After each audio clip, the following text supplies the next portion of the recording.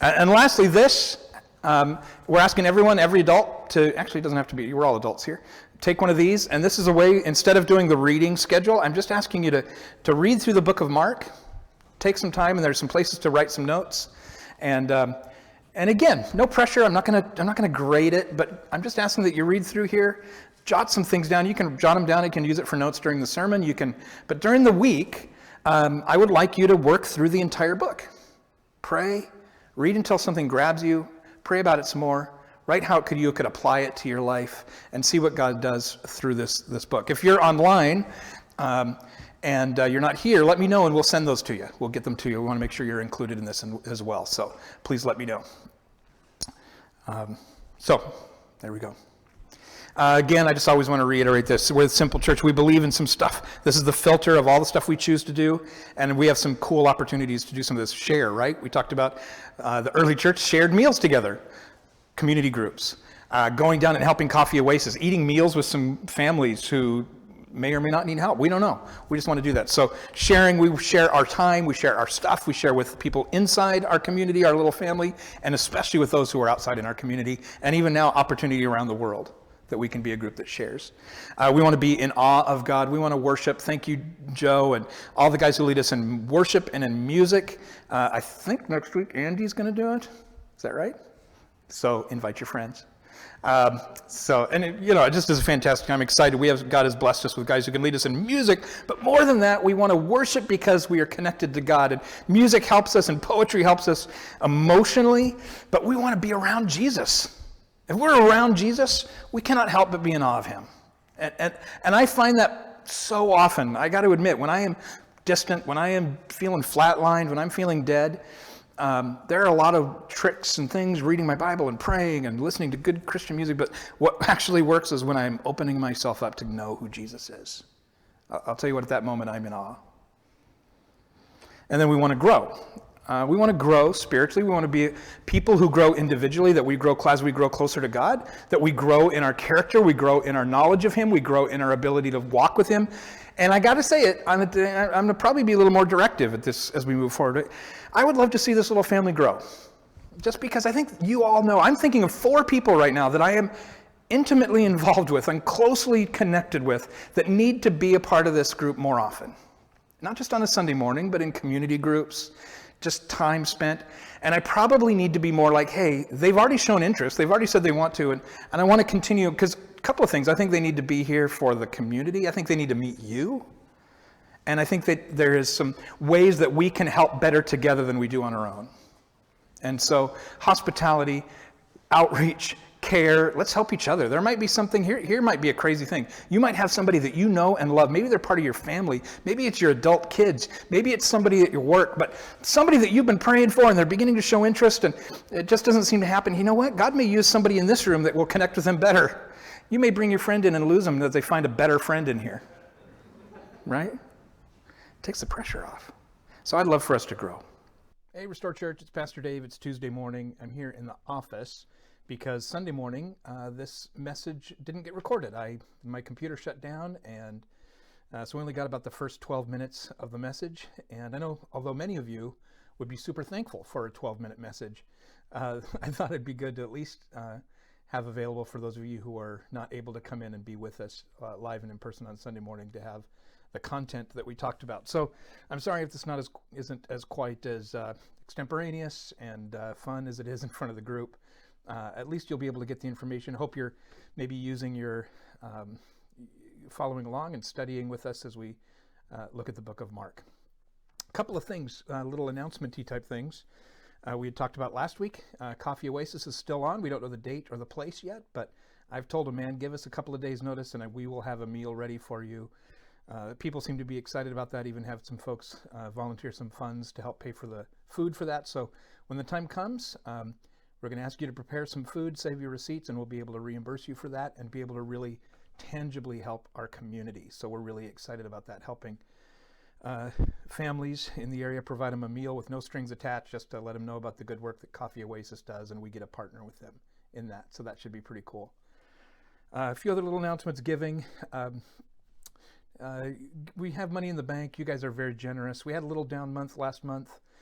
for a variety of reasons, I'm sure. But just want to remind you, if you're able to continue to pray about and think about giving not only to us, the general fund, but also to the Great Commission Fund that helps our denomination serve people around the world. So you can do that online. You can, if you show up on Sunday, you can put it in the box, or you can mail it to us at the new address, the P.O. Box. Also, those of you online, please, if you have prayer requests or reports or things we need to know about, just send me an email at pastordave@restorekitsap.org or office@restorekitsap.org, and we'll be able to help you out or continue to pray for you. So yeah, sorry this is weird. Look, but I do have the old Restore sign behind me. Let's see which way. Kind of fun. Maybe some of you remember that. So not as beautiful a background as normal, but a few other things. If you're interested in community groups, those are starting up again.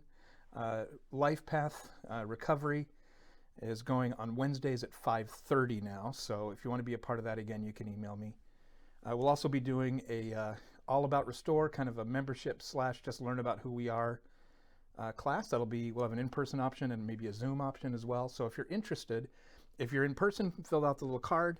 If you're there, and put it the connection card, or you can send me an email and I'll let you know more details about that. And then for those of you at home, we've handed out these the Book of Mark journals. Has a translation of the Book of Mark, the ESV version, and then some blank spots to write down some thoughts. If you would like one of those, please let me know. We'll make sure to either mail them or somehow get them to you so you can follow along. So you can do the work of following along rather than just on Sundays. Sorry about that. So let's talk a little bit about this. We're going to start this next section of the Book of Mark, where Jesus is walking along and he's beginning to call people. He's becoming known for his teaching. And we go here in Mark 1:16 through 20 is where Jesus calls the first of the disciples. And he's walking along. It says this.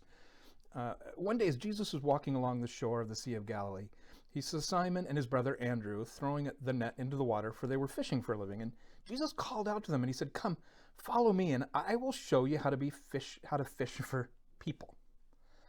And they left their nets at once and followed him. And a little further up the shore, they saw Zebedee's sons, James and John, in a boat repairing their nets. And he called to them at once, and they also followed him, leaving their father Zebedee in the boat with the hired men.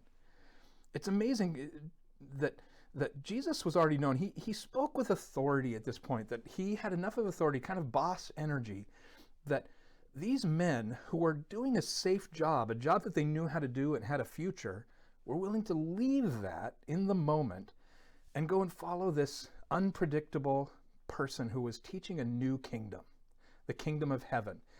And it's fascinating to me that not only his authority wasn't necessarily his commanding speech or his powerful personality. I think that might have been part of that, but mainly though, what it was they knew there was something different, something worth it. And they were willing to leave their safe job and go on a missional journey, go on an unknown journey with this man Jesus, the Son of God, who is also the Son of Man. And they were willing to follow. And one of the commentaries I read, it's interesting, it talks about James and John leaving their father, but they were hired men. They already knew about Jesus and they were ready. They had prepared, like we talked about last week, they were prepared to follow Jesus and prepared to leave what they knew for what they didn't know. So that's what I want to talk about today, is the authority of Jesus, the authority of the servant Savior, Jesus, the God who came to earth not only to save us, but to serve us. And he did that with authority. So our first point here is authority expressed in his teaching. Excuse me. Jesus and his companions, we'll start here in Mark 1:21 through 22. Jesus and his companions went into the town of Capernaum. When the Sabbath day came, he went into the synagogue and began to teach. And the people were amazed at his teaching, for he taught with real authority, quite unlike the teachers of the religious law. And it's fascinating to me. So here's the deal. Jesus spoke with authority that was his own. He spoke with authority, not like the prophets or those who were preparing, and those in the Old Testament, or even John the Baptist that we talked about that spoke from authority, the authority from God given to them, that Jesus spoke on his own behalf, that he had the authority that was somehow they understood was from him. And And he said this in the synagogue, and it's contrasted with the normal preaching, the normal teaching, the normal style that went on in the synagogue, which was to kind of pick apart quotes, to debate meaning, talk about different ideas. And again, I think there's some real value, especially as us as humans, to do that. But this was different. This was truth. And this was the good news of God proclaimed by Jesus. This was his talking about the new kingdom. The kingdom was his message. And the Jewish people had been hearing about this in the synagogue from their leaders forever. Problem was, most of them were expecting either a political or a social reform kingdom, and a kingdom on this earth, and that was going to change by changing culture. And Jesus said, no, that's not what I'm here. I came to reach people regardless of culture, regardless of status, regardless of gender, regardless of nationality, regardless of religious training, regardless of education or personality or temperament or enneagram number, or right? His idea was, I'm coming to change your soul. I'm coming with truth. And his kingdom was in people's lives and was in no way social or political or cultural. And the reform was going to change with people. The gospel of Jesus, his kingdom, was the gospel of grace and of mercy and of Jesus. The gospel, though, is like he said in last time, that he spoke the gospel of repentance. Recognize your sin and your distance from God, and repent, turn from that, and believe that we can accept the care and the grace and the salvation and the calling from Jesus. Jesus' teaching with authority also meant he was teaching from experience. He knew the truth. Jesus knew the truth behind the text. We kind of know what the text says. Jesus knew what was behind that. Not your typical, like I said, quibbling and endless quotes. He was more interested in, he projected truth. He sought out truth behind the text, not just trying to be right. And people recognize that. The difference between teaching with authority is not theory. He understood it. He was saying, this is how this should change your soul, change your life. Reading the scriptures and understanding it is what should be, but what we should be doing. But it's more than just belief, and it's more than just what it should be. It's what it is and how it changes us. Belief is not the only thing. And teaching with authority is not just theory. Teaching with authority is not just tone or whoever's the loudest in the room or seems most self-confident. Sometimes I think we misunderstand that. We replace confidence and personality with truth. We think that's authority. No, Jesus' authority came from the fact that he knew the truth, and he was the truth, not that he was the loudest or the most domineering. Teaching with authority is that truth. There's truth that comes from good study, absolutely, but it also comes from a true heart engagement with the Spirit of God. And so his authority was the truth, not just, again, that he had studied hard, but that he lived the truth. It was engagement to the Spirit. Teaching with authority had the power to motivate and to change to change the trajectory of their lives, just like we saw with Andrew and Simon, your Peter and James and John. They were doing something safe, and when Jesus called them, the truth of his message propelled them into a completely different path.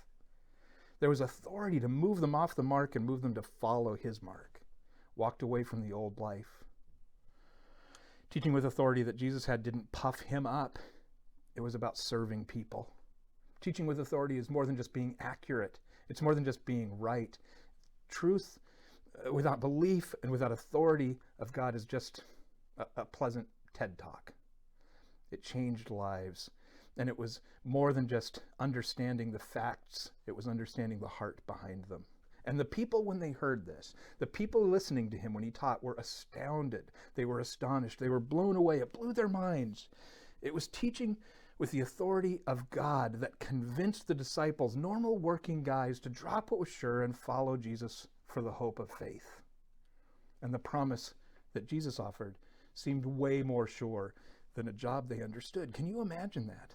I hope so, because that's what we're called to do, right? And we get to do both. The cool thing about teaching with authority, or authority expressed in teaching, is we get to be a part of that, sort of. We actually get to do both. We get to teach from authority, like the prophets, and we get to teach with authority, from authority, because we study and we learn and we understand and we listen to each other and we discuss and we come to our understanding, our conviction of truth.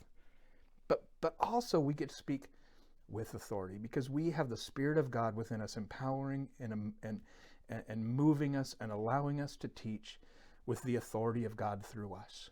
And we need to have both of those. We need to be rigorous in our study, and open to the truth of God. And then when we teach, have more than just facts at our disposal and more than just trying to win an argument, but allowing God's Spirit to sometimes say, oh, I was wrong about this. I need to change my view, and speak with the authority that comes from the Spirit, not the authority that comes from me. The second point we talked about on Sunday is, so authority expressed in his teaching, the authority of Jesus was confirmed with his healing. Jesus healed, and that confirmed the authority that he had. Let me read to you this kind of a lengthy chunk here, Mark 1, 23 through 28, and then we'll skip down to 32 and 34. Suddenly a man in the synagogue was possessed by an evil spirit and cried out, "Why are you interfering with us, Jesus of Nazareth? Have you come to destroy us? I know who you are. You are the Holy One of God." But Jesus reprimanded him. "Be quiet. Come out of that man," he ordered. And at that, the evil spirit screamed and threw the man into a convulsion and then came out of him. Amazement gripped the audience as they began to discuss what had happened. "What sort of new teaching is this?" they asked excitedly. "It has such authority. Even evil spirits obey his orders." The news about Jesus spread quickly throughout the entire region of Galilee. And then skipping down to verse 32, that evening after sunset, many sick and demon-possessed people were brought to Jesus, and the whole town gathered at the door to watch. So Jesus healed many people who were sick with various diseases. He cast out many demons, but because the demons knew who he was, he did not allow them to speak. And in between those two passages, there's this little story where after the teaching and after throwing out the demon in the synagogue, Peter invites them, Simon Peter and Simon and Andrew invite them to their home. And Peter's mother-in-law is ill. She's in bed in the back room. And Jesus walks in and they say, "Hey, my mother-in-law is ill." And he quietly, after this big demonstration of healing, of casting out the demon in front of everyone in the synagogue, he quietly goes back by himself into the other room. And just as miraculously, heals Peter's mother-in-law instantly. And it says that then she gets up, she goes and she prepares a meal for them. And then word gets around again and people start bringing, like we said, they start bringing everybody to Jesus's door. So there's some things, interesting things about this healing, some things. There's the story, obviously there's a guy when he's preaching, he has all this authority and people are like, man, he speaks with authority. There's some expression of authority here with Jesus. Then this guy, we don't know whether he comes in or whether suddenly the demon is revealed. Maybe he was there all the time and just kept it kind of under wraps. But this demon is revealed, and probably because Jesus was there, the power of who Jesus was is showing them that this is going on. And he begins to disrupt and begins to call out Jesus with something that's accurate, right? The demons believe. But they call out, "Hey, you're God." And Jesus says, "No, now's not the time. I don't want this expressed from you." And he says, "You know what? Get out of that guy." Tells the demon to get out. And the demon does one last howl and throws him on the ground and then is gone. And people don't get it. They are just stunned. How is this happening? And they're saying, not only does he speak with authority, his authority can change things. They saw the connection between what was said and taught and what was done. The power of his words was accompanied by the power of his actions. And they're like, wait a minute, this teaching can do something amazing. The result is powerful. The result is life-changing. The result is spiritual. And the result is visible and tangible. Wow. Their understanding that when Jesus healed, some of the times it was this confirmation, this public confirmation of how powerful he was and the authority that he exhibited. But also healing was about the people being healed, not just a proclamation. So, like for instance with Peter's mother-in-law. When he goes in there was not a big crowd. They already probably knew he could heal. They'd already seen him heal. Peter and Andrew and James and John already believed that he could do that. They'd seen it. So there was no need to prove anything. He just wanted to help that family and help that woman because God loves to heal. It's one of the tenets of the Christian and Missionary Alliance that we believe God heals. And I've seen it happen just in our little church. I've seen physical healing, people healed from cancer, but I've also seen people healed from mental disorder. Obviously in my own life, people, and myself included, have been healed from addiction, and he uses all sorts of things. And sometimes that miracle is not instant. It takes a long time, but God heals, and he loves to do it, to express his love. And he brought comfort and joy to that family. And we know it was real. I love the part where she gets up and makes dinner, that it's instant, it says. So there's no question, there's no mistake. They knew it was God's authority that she was actually healed, because it wasn't like she got better over weeks. She got right up and said, hey, you know what, I'm good. I'll go ahead and make the stew. I love that. It brought comfort. And then they're looking for him. The people are there and they want to be healed. And it says that in those verses in between that Jesus would get up in the morning and go out and pray by himself. And the disciples had to look for him. And when they found him, they said, hey, there's all these people. I think it's important for us to include that in our life. We'll talk about that. But you know what? Start your day with some prayer. Start your day with some study. Rather than opening up TikTok or Facebook or USA Today or whatever the news station you do, or whatever you do your routine in the morning, stop for a moment. Spend a couple minutes with God. Ask him to empower your life. Pray for those around you. And not that it'll make everything go good that day, but you will be empowered in your mind, and your heart will be connected to God in a special way. So as people saw this teaching, this authoritative teaching, and they also saw it matched with miraculous work and lives being changed, that they realized they wanted to be a part of that movement. And they realized they needed help. They realized they were disconnected to God. They needed healing in their heart and their mind and their soul and their bodies. And they came to Jesus. The healed people were then bringing the not yet healed people to his door. Kind of like what we should be doing. We believe in healing. We believe that God loves to heal. And when we are healed, we want people to know that it was Jesus. We want to bring people. There's nothing that has allowed me to share the love of Jesus more than me sharing my story of how I used to be an addict and how God healed me. It has allowed me to open so many doors. And all of you have some way. The miracle is done. The fact that you were living in darkness and are now living in light, if you know Jesus, that is a miracle. And we can use those moments to take the people who haven't yet experienced healing, and we can share that with them and bring them to Jesus. We don't do the healing. It's not our faith or strength or magic prayer. It's the work of God in their life, and our job is to introduce them to Jesus, and he's powerful enough. His authority is enough to reach them. So we want to see lives changed. We want to see lives changed through teaching. We want to see physical healing, mental healing, emotional healing, spiritual healing. And we want to invite them into the family. It's time, even in our little church. And I know these are weird times, and those of you watching online probably wish you could be with us in person. We totally get that. But it's time for us to begin to move out, not just talking to church and church adjacent people, but people who definitely need the love and spirit of God. And we need to say that with authority. We need to offer love and compassion as Jesus did, and then let him do the work. And it may take years for people to decide they want to be in the family of God, but that's our calling. It's time to share with the people around us with authority. So we speak with authority. We see Jesus heal with authority, that confirmed his healing. His authority was confirmed by healing. And thirdly, his authority was compelled by his compassion. I think we need to continue to work on this too. And the next passage, Mark 1:37-45, says this. And when they found him, they said to him, they're talking to Jesus, remember he'd gone out to pray, everyone's looking for you. But Jesus replied, we must go to other towns as well, and I will preach to them too. That's why I came. So he traveled throughout the region of Galilee, preaching in the synagogues and casting out demons. A man with leprosy came and knelt in front of Jesus, begging to be healed. If you are willing, you can heal me and make me clean, he said. And he moved with compassion. Jesus reached out and touched him. I am willing, he said. Be healed. Instantly the leprosy disappeared, and the man was healed. Then Jesus said to him, sent him on his way with this stern warning. Don't tell anybody about this. Instead, go to the priest and let him examine you. Take along the offering required in the law of Moses for those who have been healed of leprosy. It will be a public testimony that you've been cleansed. I love this. But the man went away, verse 45. But the man went and spread the word, proclaiming to everyone what had happened. As a result, large crowds soon surrounded Jesus, and he couldn't publicly enter a town anywhere. He had to stay out in secluded places. But people from everywhere kept coming to him. I want you to remember that concept.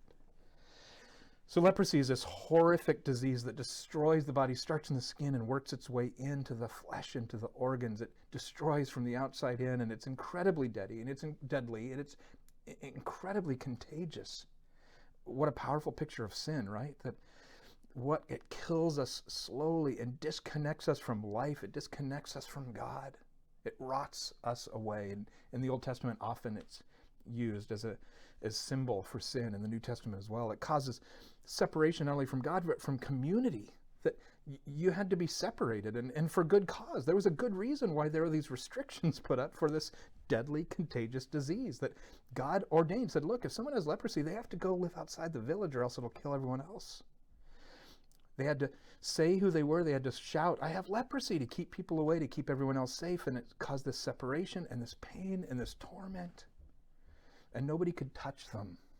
And they couldn't touch anyone else, because it would cause people to be at risk of getting the disease. So here's this guy who has this horrible disease, and he is without hope, and he comes up and begs Jesus. He is begging to be healed, and he is begging to be clean, and he's begging to be healthy. He had no hope, but Jesus looked at him with compassion. Man, again, I'm going to jump ahead to some application. There are people who are begging for love. There are people who are begging for help. They have made a mess of their lives. Sin is destroying them. And rather than judging them, and rather than looking at them as unclean, and rather than looking at them and with condescension and judgment, Jesus looked on them with compassion. He did not say, hey, you shouldn't have been around somebody who had leprosy. You should have thought of that before you got leprosy. Or judge why you got sick. Maybe you were a sinner and you deserved it. Or just annoyed that this guy was bothering him. No, he felt the love and the desire to serve people. And Jesus healed him with a touch, and he healed him with a conversation. The lepers come here, are you willing? If you're willing to help even me? And Jesus says, yeah, even you. And he reached out and he touched him. Probably the first touch that guy felt in a long time. And Jesus said, if you're willing, I am willing. And then talked to him. And the leprosy fell off. The sin fell off. What a beautiful picture. And the guy's instantly healed. And he says, okay, don't tell everybody about this big story. Go back and just kind of slyly go to the priest. And this was a whole ordained way to, God had said, hey, this is how you do it. You go to the priest, and he makes sure you're really clean. And then you make an offering to say thanks for being healed. And you go about your life and just go about the normal deal. Maybe even the priest will take credit for it. That's fine. Just go. You live your life as a healed person. And of course, the minute the guy's out of earshot, he's telling everyone, because he couldn't shut up about the healing. He could not shut up about the authority of this person of Jesus that he saw. And he could not shut up about the compassion that Jesus showed even a gross leper. And so because of that, because of his testimony, because of what God had done for him, and because he was so excited, he told people about it. And many of them came and joined the family of God. I love that. I think that's the best antidote we have to our culture. Rather than fighting and yelling and arguing with our culture, showing the love of Jesus to our culture. That overcomes skepticism when we talk about how we've been healed, and we have compassion rather than judgment. Compassion over being condescending. Real lived out authority of Jesus is one that is expressed by compassion.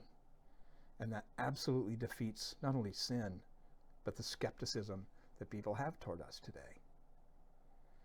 We need to be part of that. We need to be willing to offer tangible help and benefit to the people around us who are struggling.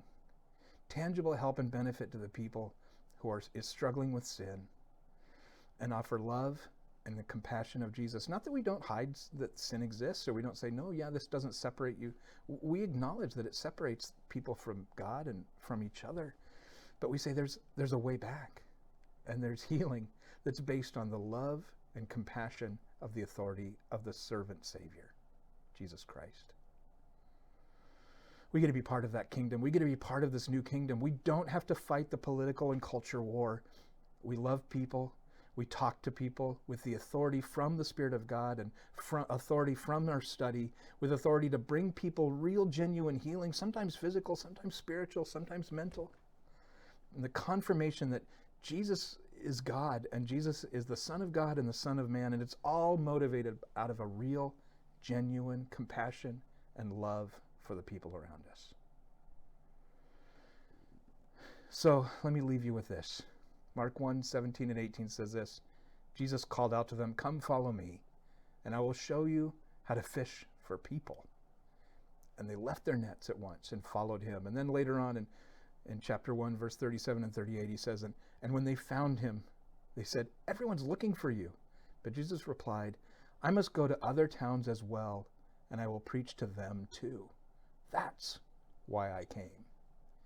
May we be a people who are under Jesus' authority as we act out of his compassion to see people healed, body, mind, and spirit, by his love.